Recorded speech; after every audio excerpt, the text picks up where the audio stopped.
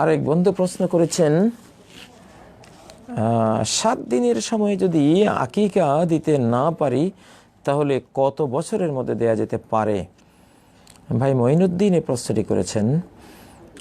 7 দিনের ব্যাপারেই তো হাদিসে বলা আছে, ইউআক্কু আনহু ইয়াওমা সাবিহি, তার 7ম দিনে, সন্তান জন্ম হওয়ার দিন থেকে 7ম দিন, 6 দিন পরে 7তম দিন যেদিন শুরু হবে সেই দিন আকিকা করবে।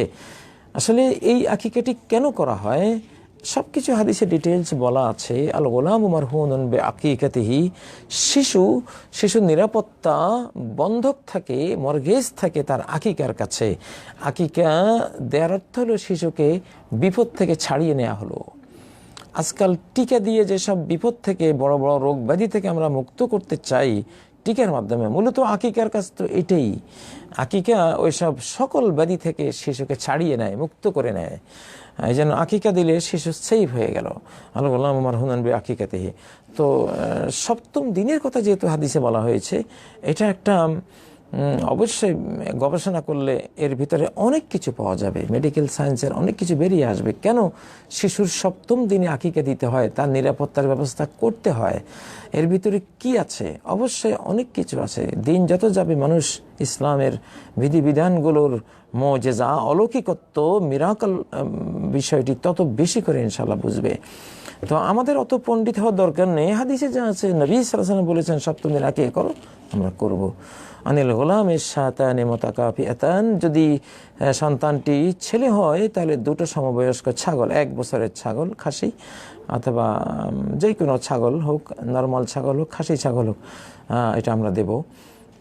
অনিল জারিয়াতে শাতুন, মেয়ে শিশু হলে একটি ছাগল দিলে চলবে। মেয়েদের লাইফ রিস্ক কম, ছেলেদের তুলনায় কম। এই জন্য ছেলেরা রোডঘাটে চলে বেশি, নিহত হয় বেশি, যুদ্ধবিগ্রহে মারা যায় বেশি, সন্ত্রাস, মারামারি, হানাহানিতে ছেলেদের জীবন অনেক বেশি ঝুঁকিপূর্ণ। এই জন্য ডাবল নিরাপত্তার ব্যবস্থা করা হয়েছে, 2টো আকিকা লাগবে। মেয়েরা যেহেতু ঘরে থাকে, তারা এমনি নিরীহ, তারা দুর্বল, তারা পুরুষদের দ্বারা সেফ সাইডে থাকে। এই জন্য তাদের একটা হলেই ইনশাল্লাহ নিরাপত্তা তাদের কনফার্ম হয়ে গেল। যেমন কারোর জন্য 2টা ডাবল ইঞ্জেকশন লাগে, কারো একটা ইঞ্জেকশনে হয়ে যায়, কারো 1 মাত্রা ওষুধে যথেষ্ট, কারো 2 মাত্রা লাগে। এটা কোনো ফজিলতের ব্যাপার না। অনেকে আবার মেয়ের জন্য একটা আকিকা, ছেলের জন্য 2টা, মনে হয় যেন ইসলাম ছেলেকে প্রাধান্য দিচ্ছে। বাবা, এখানে ছেলেকে প্রাধান্য দেওয়ার কোনো বিষয় না, ওটার সমস্যা বেশি, সংকট বেশি। ওই বেশি সংকটের কারণে ওষুধটা একটু বেশি মাত্রা সেখানে প্রয়োগ করা হলো। একটা যেমন শিশুকে আমরা যখন ওষুধ খাওয়াই, ছোট্ট বাচ্চার জন্য আধা চামচ, একটু বড় হলে 1 চামচ, আর বয়স্ক হলে 2 চামচ, 4 চামচ, ওইভাবে। এটা হলো যাকে নিরাপদ করতে চাচ্ছি তার অনুসারে, তার রিস্ক বা ঝুঁকি, নিরাপত্তাহীনতা কি মাত্রার, সে অনুসারে আকিকার বিধান ইসলামে এসেছে। এখানে কোনো ফজিলত যে মেয়েকে ঠকানো হচ্ছে বা ছেলেকে ঠকানো হচ্ছে, অনেকেই তো ইসলামের এসব বিধিবিধান না বুঝে অযথাই ইসলামের উপরে ব্লেম করেন। এগুলো ঠিক নয়। যা ইসলামে আছে পরিপূর্ণ আদল, ইনসাফ এবং জাস্টিস।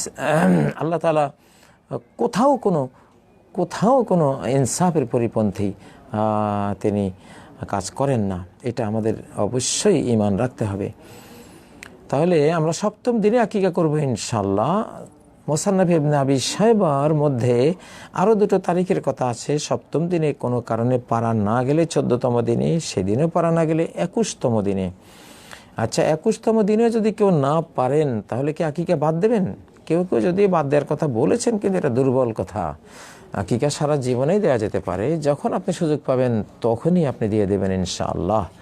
নবী সাল্লাল্লাহু আলাইহি সাল্লাম সম্পর্কে একটি হাদিসে রয়েছে, নাসিরুদ্দিন আলবানী ওই হাদিসটি উল্লেখ করেছেন, যে আক্কান নবী সাল্লাল্লাহু আলাইহি সাল্লাম বা'দা মা বু'ইসা নাবিয়ান, নবী সাল্লাল্লাহু আলাইহি সাল্লাম নবী হওয়ার পরে তিনি তার নিজের আকিকা নিজে করেছেন। হাদিসটির সনদে একটু দুর্বলতা আছে, কিন্তু তারপরেও যেহেতু হাদিস আমাদের রায় থেকে, আমাদের ইজতিহাদ গবেষণা থেকে নবী সাল্লাল্লাহু আলাইহি সাল্লামের একটা দুর্বল হাদিসের মান, গ্রহণযোগ্যতা অনেক বড়। অতএব হাদিস দুর্বল হলেও আমাদের ইজতিহাদের চেয়ে, আমাদের গবেষণার চেয়ে এটার মান অনেক বেশি। তো সেখানে আমরা বুঝতে পারছি যে নবী সাল্লাল্লাহু আলাইহি সাল্লাম যদি তার নবুয়তি জিন্দিগিতে নিজের আকিকা নিজে করে থাকেন, তাহলে 7ম দিন, 14তম, 21তম দিন পার হয়ে গেলেও যখনই আমরা সুযোগ পাবো আকিকা করতে পারবো। তবে এটা তো আমাদের নিজেরই স্বার্থে এটা আগে করা উচিত। আমার শিশু নিরাপত্তা তো আমার খুবই জরুরি। আমার শিশু অনিরাপদ হয়ে গেলে আমি তো অনিরাপদ হয়ে যাব। এই জন্য 7ম দিনেই দেওয়ার চেষ্টা হওয়া উচিত আমাদের। আল্লাহ তৌফিক দান করুন।